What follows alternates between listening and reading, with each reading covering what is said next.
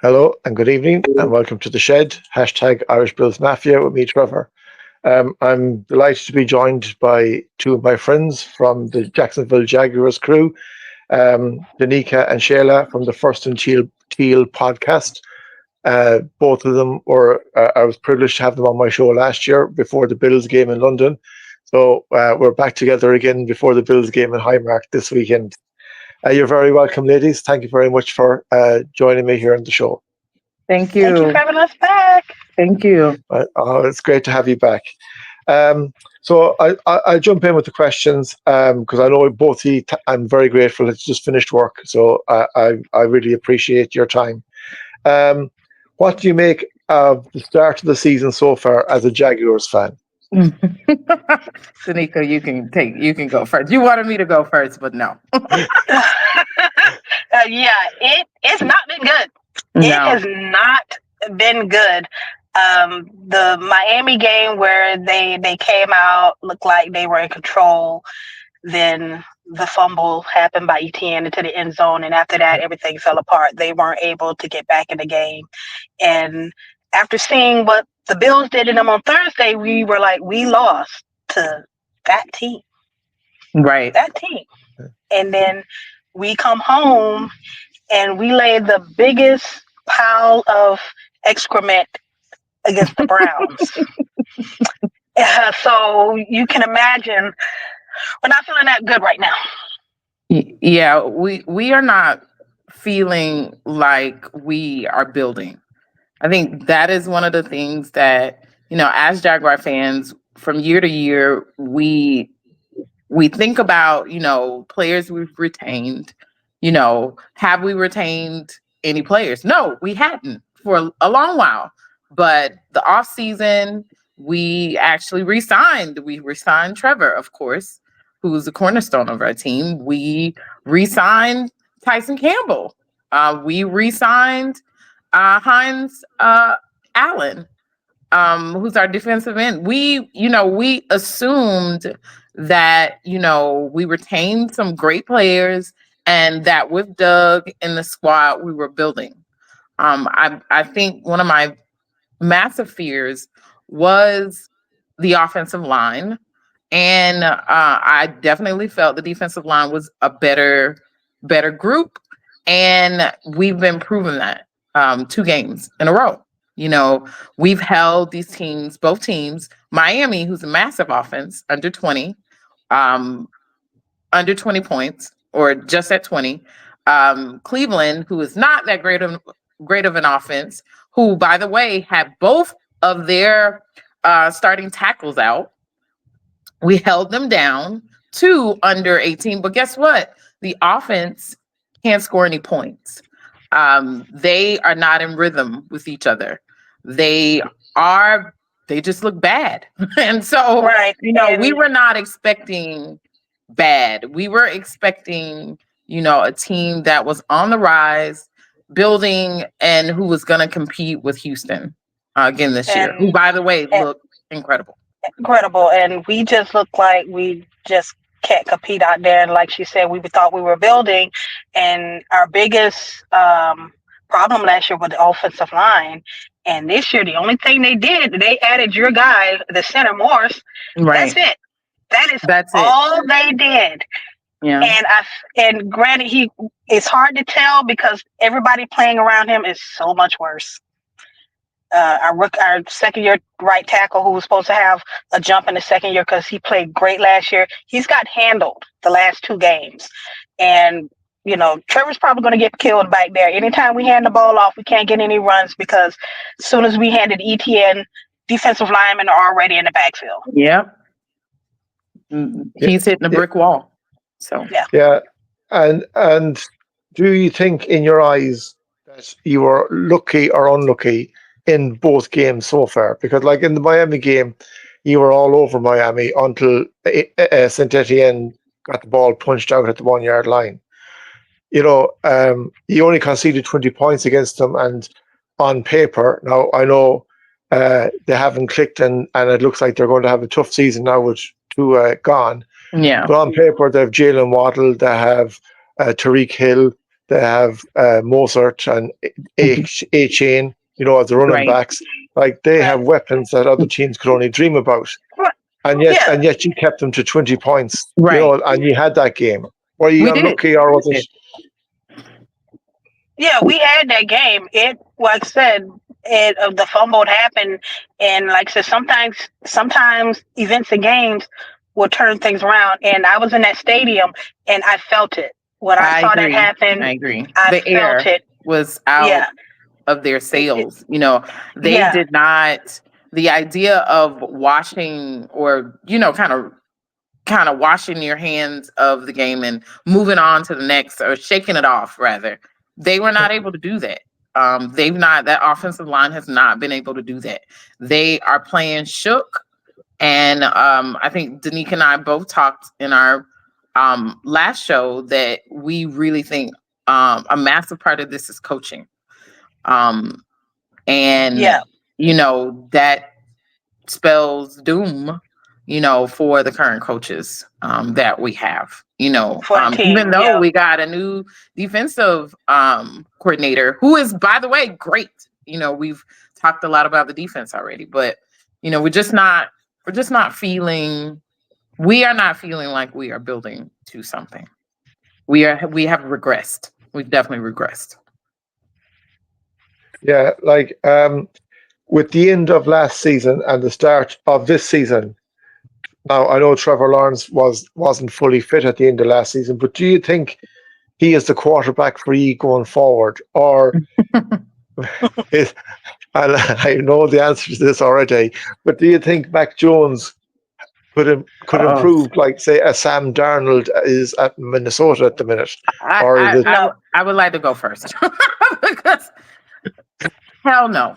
I mean, Trevor is not playing well, but I don't think they're playing well as a group. And fortunately or unfortunately, we've paid Trevor, so they're not going to wash their hands of him. After this year, they paid him. So we're going to have him. He's going to be our quarterback, for at least the next 2 years, 2 or 3 years at the least, very least. Mac Jones, or SpongeBob SquarePants, that's what I like to call him because he's shaped like a box. I'm not putting all my eggs in that basket. I'm not either. I'm not. If he was so great, he'd still be a Patriot. He'd still be in New England. And they would have retained him. They didn't. They gave him up for a ham sandwich.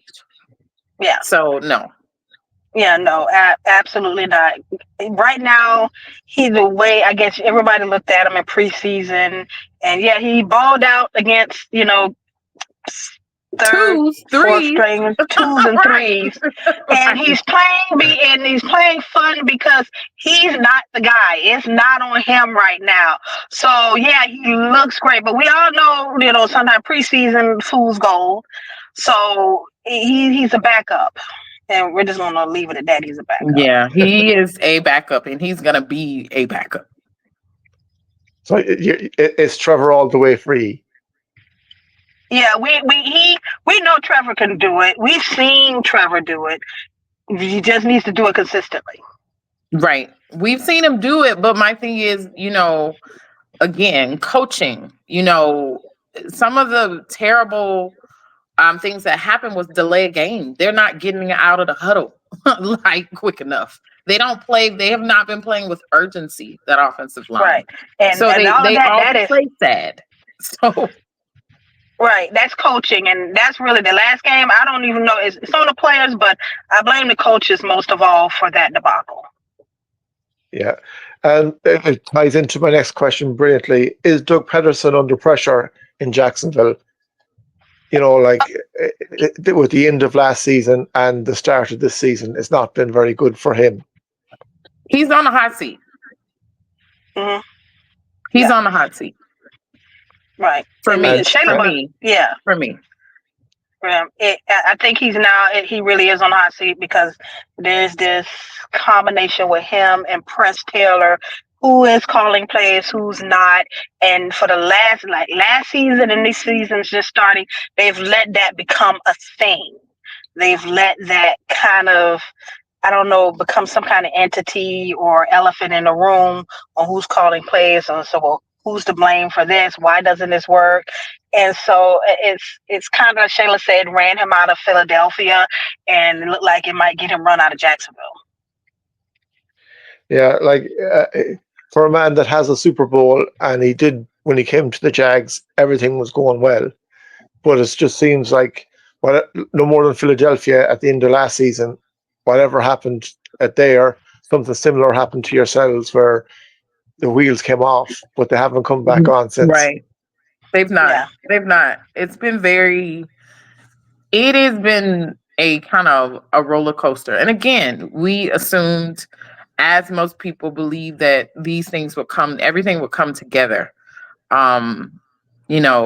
this year for everyone.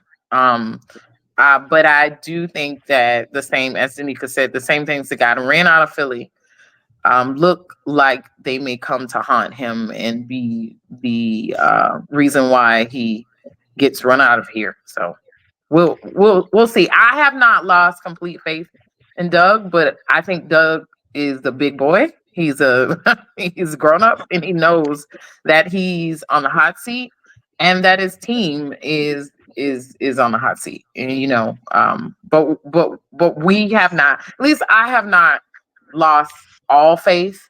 I think they know what they need to do Monday night. At this point, if the Jaguars lose, okay. But I am not gonna be happy if the loss looks similar to what our previous loss. If they go in and they fight and they just happen to lose to a better team, okay. Right. I mean, have a couple Bill players lose a tooth or two. I mean, something like that. Yeah, like that's all you can ask for your team anyway, is that if they go out and perform to the best that they can do and give everything, then the result, yes, you want the win, but you can't, guarantee the result. But if they go out and they don't perform, that's the thing that I think irritates nearly all fans. Right. When you go Right. through a bad spell. Yep. So my next question then is, are you going to London this year? And if so, what games or game are you going to see? Yep. We will both be in London this time. And we are going to see the Jaguars versus the Patriots at Wembley. Very good. Yes. And you were in Wembley last year, Danika. Were you at Wembley before, Shay-La? I've not. I was not at Wembley. I've never been to Wembley. I've been to London, of course, Yes. and I've been there when we played our game. We used to just be one game when we played. I've been there in the city when we played our game, but I've never gone. So this would be my first time in Wembley. Very good. And how did you find it last year, Danika, at Wembley? What was the atmosphere like, and compared to, say, your own pitch? Well, for one, calling it a pitch. And usually I can tell when somebody say it's the field and they call it a pitch. But going there like the 85,000 fans, that's wild. And just knowing that if people say, oh, well, it's a Jags home game. No, it's not. It is just an NFL football game. Yes, it is just a football game, because there's no loyalty or abundance of one fan over the other. You have people wearing two teams gear, which I absolutely hate, because that's just blasphemy. And I think it's so funny. And I just want to bounce off of that. I think it's so funny that they do that, because none of you would ever think to do that with soccer. Nobody would ever think to do that with football, quote unquote, Right. football. You wouldn't think to do that. So I think it's very, very interesting that you can find somebody with like a dual jersey on. It's so strange. Yeah, that or like they're in the same division. Like I saw Houston Right. and Jacksonville one time, and I had to do the exorcist thing with my neck. Like, really? Are we doing this? This Right. is the thing, Right. So that's weird. And for people not being quiet on offense for the home team, I'm like, you're supposed to, so that everybody watching out there, the home team or Trevor Lawrence when he's on offense. Be quiet. Right, I think my mom had to shush me because she was like, she thought I was going to start a fight with somebody in the stands. I'm thinking like, no, y'all need to be quiet.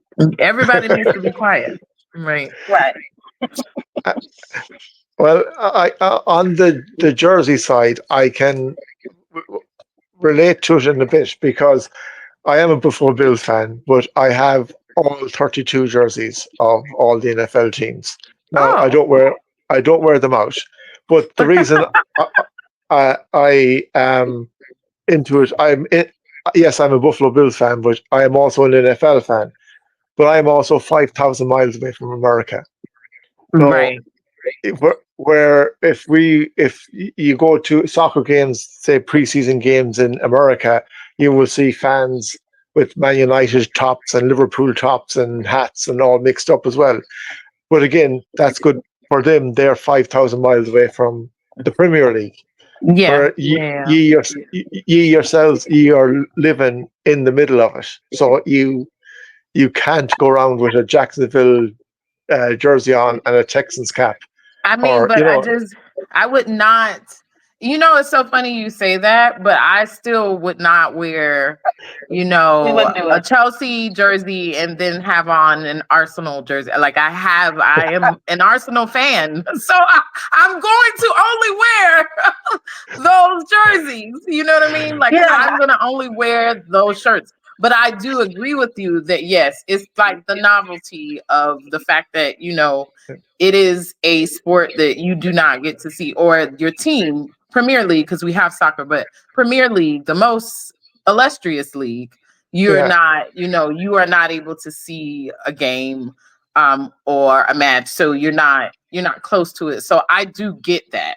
But I'm still baffled though. Like I'm still baffled. Well, we just put it out and like, hey, who's gonna do it? Yeah. Like the thing I seen last year when I was over at the Bills Jags game at Tottenham was that I'm an Arsenal fan too, and the only ever soccer game I had been at it was in Dublin, but it was Arsenal versus Chelsea. It was a pre-season game, and I've been to Gaelic football. Gaelic football is Ireland's passionate sport, is main sport itself in hurling. And with Gaelic football, it's like where American football, you play for where you're from. So I'm from Mayo. So if I was to play for my county, or if I was picked, it could only play for Mayo. If you're from Dublin, you can only play for Dublin. So I have been at games where Mayo have played Dublin up there in Dublin, and I've been in the middle of Dublin fans, and you do not fear anything. You're safe. And it was the same way in London at the game last year. You had all 32 teams' jerseys, but no one felt uncomfortable. But at a soccer game, and I'll never forget the game I was at, it was only a challenge game, but the atmosphere was totally different. And that is the great thing that I love about the NFL is like Gaelic football, is that you can be a Jaguars fan and we can come on here and we can have a chat, or we could meet. I mean, neither of us would ever feel a threat or danger to us, because of the team we support. Right. But there are some fan bases. Yeah, there are. Yeah. In NFL where you don't probably want to mix because they usually have issues. You're gonna get run out. Yeah. My other team is and I know this is blasphemous. Danika doesn't like when I say this, but my family is from Philadelphia. So, I also support the Eagles. That is not a squad that I would go. I would not go into that I wouldn't go into the link and put on the opposite, the opposing team's jersey. I wouldn't at all. That place used to have a jail in it. The stadium had a jail in it. They had a tank They would adjudicate people. There was a judge down there. Like I'm not wearing you know what I mean? Philadelphia has that type of, fan base. atmosphere and fans. Like they will fight you. And so like I think we are kind to each other. Yes, we are kind to each other. But we do know that there are some fan bases that I would not fool with. Well, like I suppose there is people from all every group or every section that they follow. That there's the good, the bad, and the ugly. So, but hopefully the bad and the ugly are minimal compared to the good. Right. Yeah. The Bills game is coming on Monday night. So, from a Bills point of view, we've started the season very well. Mm-hmm. What do you hope will happen, and what do you think will happen?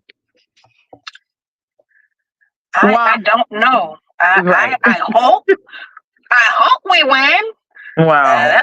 See, Danika is hope. way more optimistic than I am. Like I at this point only want them to not look like bums. That is where I'm at. Yeah, we want a good game. We want to look like we belong on the NFL field. Pretty much. It's hard to tell right now with this team because we know what they're capable of.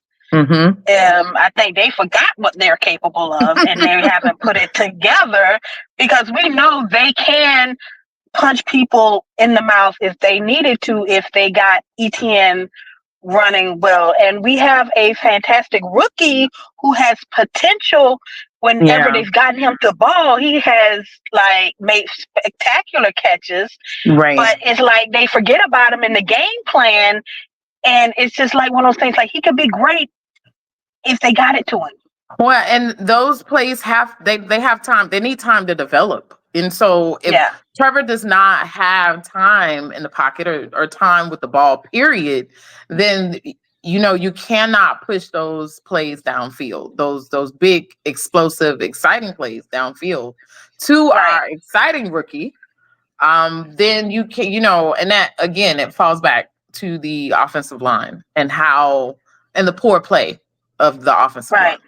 Trevor just has to play better, and they need to create plays where he gets the ball out quicker, obviously, and he's not been able to do that. And there are some plays where he probably could have done better, but like I said, he has a lack of faith in his line, and that's gotten to his psyche. Complete that's probably speeding up his clock in his head or something, or he's feeling stuff that's not there. He's not going through his reads, and it's just affecting everybody, top to bottom. Right. And on Monday night, Gabe Davis returns to Buffalo. Since he has joined, what do you make of him? And do you think he could be your? Do you think he could be your secret weapon for Monday night? Drying. He looked like he was in pain. This past Sunday, I don't know if he's hurt. Did they say, Danika? Did you hear anything? They said I heard someone said something about a wrist, but he's fine. I don't know, but before that, even in training camp, he looked slow. Yeah. I don't know if he had an injury the year prior of just coming back. He just did. He hasn't looked like any wide receiver you would think at all. And I mean, he's a big dude, big body guy, but you look at him and say, like, what are you doing? What's going on there? And there was even a route at one point where him and Brian Thomas, they were kind of together or something. It was weird. Like, why are you, what's going on there? So I don't know what's going on with Gabe Davis, but right now he doesn't look good here.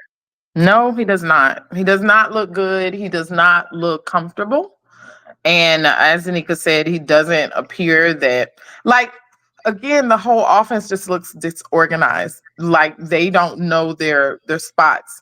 One of the things that Boselli was saying this week was the fact that the offensive line, again, they're not fighting. They're not fighting. They kind of do what they do and then they stand and watch. So there's no they're watching other people move. It's like after those first 5, 6 seconds, they feel like their job is done, and that's just not the way. Or finish plays, actually finish plays. Hard to finish plays on your back. Yeah. See a lot You're of that. right. And for your Jaguars this season, what's the minimum that you expect as fans? Oh And has man, it the changed? hard-hitting I questions. mean, it's hard. I expect them, or I would like them to at least finish 500. 9-8 is what we finished last year. I mean, 9-8 is what I mean, it's the minimum at this point. Yeah, they can't. With this roster, with this quarterback, the money that they spend, they can't finish under 500. Period. Yeah, they cannot afford to finish under 500. No. If they finish 500 or less, is that Doug Peterson gone? I don't know that Doug is going to be gone. I think he will have it with our ownership. It is a thing where they hold on to people too long. Yeah, I don't see them pushing. I don't see them pushing Doug out. Doug is a Super Bowl winning coach. If Baloney Boy, and that's Doug Marrone, and some of these past coaches that we've had, we're able to stay and produce boo-boo, then I think you kind of give your, Super Bowl winning coach the benefit of the doubt at least one more year. Yeah, and then you got to add into that the general manager, Trent Baalke, who made these decisions. We honestly wanted out. We wanted him out years ago. So right, because those 49ers fans say, hey, we didn't start to come out into the light until we got rid of him. He's the plague or like a cancer somewhere. He's just not good. Yeah, it's not been good. That's who we wanted out. We would have preferred, I think all of us in Jacksonville would have preferred that Trent was out and they started fresh when Doug came in. But that's what we would have preferred, but that didn't happen. And in your division, you have the Colts, you have the Texans, and the Titans. Where do you see yourselves right now in that division? Well, I mean, we're not at the bottom. Texans. We're not at the bottom, and we definitely ain't the damn Texans. The Texans are amazing. CJ is incredible in spite of the issues that they have on the offensive line, because they do have some issues. They are not a great line. Despite that, CJ Stroud looks incredible. He looks amazing. Both games have been great. There've been, of course, there's issues. There's always issues. He's been sacked. They get to him, but CJ doesn't allow that to stop him. And I don't know. I think we are above Tennessee. That's where I think. Yeah. I think we may be even above the Colts. I do still think we are the second best team in the division, but there's a large gap. Yeah, between the rest of the division, us, and West Division, and the Texans. And the Texans, yeah.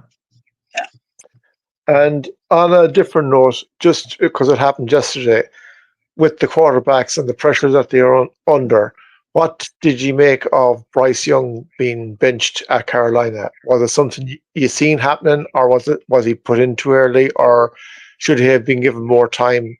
I know we're not Carolina or either of us are Carolina fans, but just as a general question. He's the bus. Yeah. Trev. Organization was an idiot. The organization shouldn't have even drafted Bryce.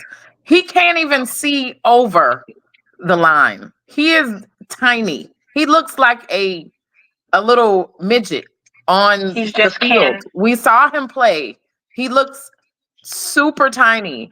And if you're going to have someone like that, again, you have to build it properly. I mean, we can look at Arizona. We can look at the Cardinals. He looks he looks incredible right now. Little midget that they have over there. Yeah, kind of. Yeah. Yeah, You have to Tyler. have, you have to He have the looks right great. guy. Kyler Murray looks amazing right now. He looks great. Right. They look great. So, Yeah. but you have to build it a certain way. You do. Right. You do. When you have the little And guys. right. And the problem with Carolina is they have an owner who interferes too much. Right. Yeah. He didn't let the football people make the football Decisions, right. He drafted that guy. He drafted. He's stuck with that. That is his guy. That's his guy. Yeah, and so he has to live with it. Now they got Andy Dalton starting, Oh my and God. it's not good with the Panthers. And both of us are sharing our 30th year anniversary of being in the league. Yeah. And it's not looking good for both of us, but I can say we're not the Panthers. We are absolutely in year 30. We are not the Panthers, and Hey, we won some playoff games. Has the Panthers even been to the NFC? Have they been to They went to a Super Bowl? They you know what? They went to a Super Bowl with Cam Newton. Cam Newton. Yeah. That was their only showing. Okay. That was their only showing. Yeah. That was probably their best year. Showing. That was their best year. But the last couple years, it ain't been good. No. It ain't been good. No, but I do think it's an awful lot of it is down to the owner. Temper. Like if Temper, he's terrible. Yeah, he was here last year and he knocked a drink on the fan here. Yeah, I seen that. All right. Yeah, yeah. He doesn't seem to be a nice guy. Who are your picks for the AFC and the NFC this year? Who do you think will be? That is super hard because the people who they thought would be, we thought Baltimore, of course, Kansas City. I mean, my money is always on Kansas City for the AFC. The NFC is a little challenging to me, just because there's just so many different teams that I just think may have had a shot. I had a shot. I had money on the Eagles, but they look like they're still having some issues that bled over from last year. So, if I had to put money on it, KC, like I said, for AFC, maybe I would say the Niners. Niners are 1-1 now. I mean, they got soundly beat this past week. I don't know. Detroit. I am a fan of Detroit, honestly. And I mean that in the general sense that, a team that has really kind of, blossomed, but they also got beat this past week. But maybe Detroit and KC. That's where I'll land.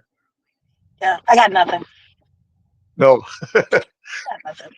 Well, I was very impressed with the 49ers when they played the Jets.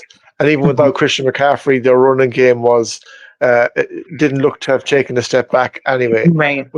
But in fairness to the Vikings the last day, they shut them down.